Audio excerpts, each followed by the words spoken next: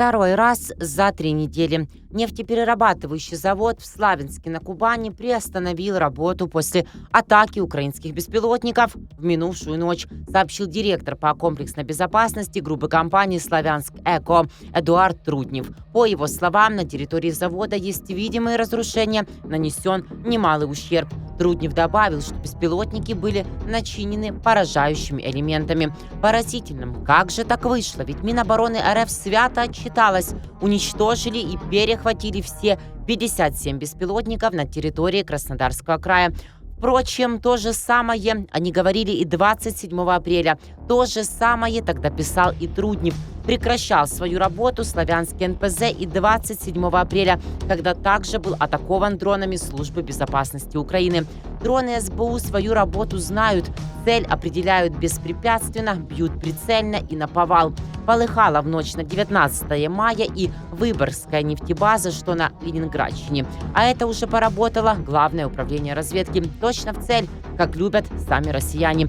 С начала 2024 года российские НПЗ и нефтебазы были атакованы нашими славными спецслужбами более 30 раз. Под ударами оказались все крупные НПЗ в европейской части России.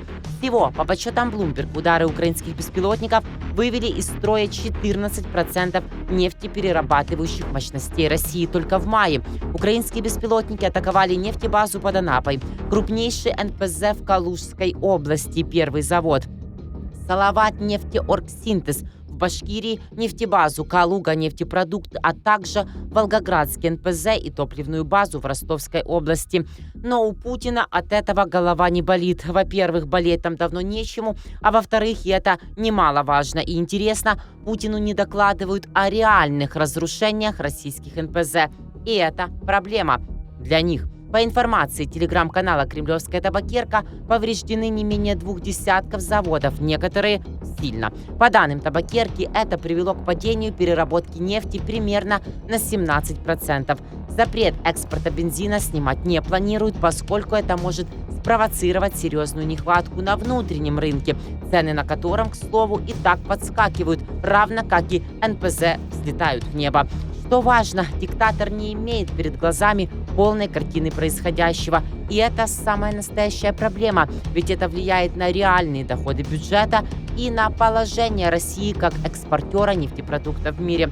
Пока немногие партнеры отказались покупать нефтепродукты у России, хотя некоторые перешли на закупку сырой нефти. При этом СВР известно, что некоторые клиенты РФ начали поиски новых, более надежных поставщиков. Хотелось бы верить, что президенту доложат о реальном положении дел и будут предприняты меры по предотвращению серьезных последствий ударов, пишет табакерка. Даже не сомневайтесь, не доложат. А систем ПВО, как сами знаете, не хватает, чтобы закрыть все важные объекты по стране. Так что пора смекнуть, сколько нефтяной веревочки не виться, а конец близок.